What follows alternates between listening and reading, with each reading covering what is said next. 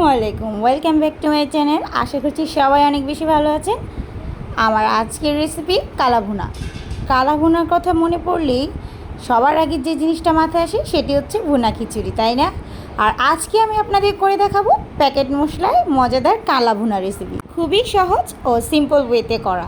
প্রথমেই আমি কড়াইতে মাংসগুলোকে ভালো করে ধুয়ে রেগুলার কাট করে কেটে নিয়েছি। আপনারা যেই সাইজেরই খেতে চান না কেন সেভাবে কাট করে নিতে পারেন। আমি রেগুলার কাট করেই কেটেছি।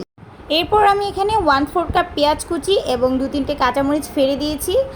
সামান্য একটু ঝালের জন্য দিয়ে দিলাম 1 টেবিল চামচ আদা রসুনের পেস্ট।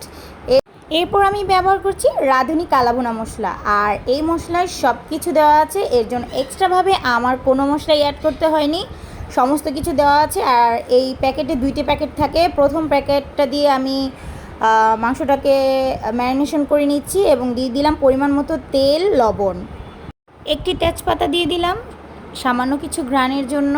আর এরপর সবগুলো উপকরণের সাথে হাত দিয়ে ভালোভাবে মেখে নেব। অবশ্যই যেহেতু এটা ইজি টু ওয়ে রান্না করা, তাই এই মশলাটার সাথে মাংসটাকে ভালো করে ম্যারিনেশন করতে হবে এবং ম্যারিনেশন করা হয়ে গেলে আধা ঘন্টা রেস্টে রেখে দেবেন।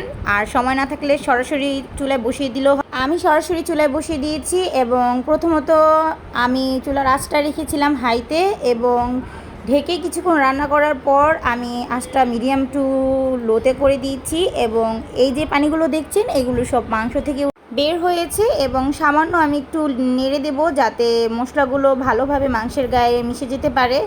এবং আপনারাও সময় নিয়ে এই কাজটা করবেন। আর কালাভুনা নামটা শুনলেই কেন যেন খুব ভয় লাগে, অনেকক্ষণ জাল দেওয়ার একটা ব্যাপার থাকে, কিন্তু রাঁধুনি আমাদের জন্য সবগুলো রান্না খুবই ইজি করে দিয়েছে, কারণ একসাথে অনেকগুলো মশলা পাওয়া যায়। আর হচ্ছে এই তো আমার মাংসের পানিটা টেনে এসেছে এবং আপনারা দেখতেই পাচ্ছেন খুব সুন্দর একটা কালার চলে এসেছে অলরেডি। আর আমি তো আমার কিচেনে খুব সুন্দর একটা স্মেল পাচ্ছি। যখন আপনারা এই রেসিপিতে রান্না করবেন অবশ্যই পাবেন। এই পর্যায়ে আমি কিছুটা ঘি অ্যাড করে দিলাম একটা শাহি শাহি ভাব আনার জন্য। এরপর ভালো করে নেড়ে মিশিয়ে নিচ্ছি এবং এ পর্যায়ে মাংসটা কিছুটা সিদ্ধ হওয়ার জন্য আমি গরম পানি অ্যাড করে দিচ্ছি। অবশ্যই গরম পানি অ্যাড করবেন এখানে, কেননা ঠান্ডা পানি অ্যাড করে মাংসটা একদমই সফট হবে না। এবং ঢেকে কিছুক্ষণ রান্না করব।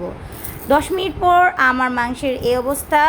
রাঁধুনি কালাভুনা মশলার প্যাকেটে 2টি প্যাকেট থাকে। প্রথম প্যাকেটে দিয়ে আমি মাংসটা ম্যারিনেশন করে নিয়েছি এবং আরেকটি প্যাকেট থাকে, সেটি হচ্ছে এই পর্যায়ে অ্যাড করতে হয়। আমি ওই ভিডিও ক্লিপটা নিতে ভুলে গিয়েছি। আমার মাংসের কালাভুনা একদমই রেডি, এক সার্ভের পালা।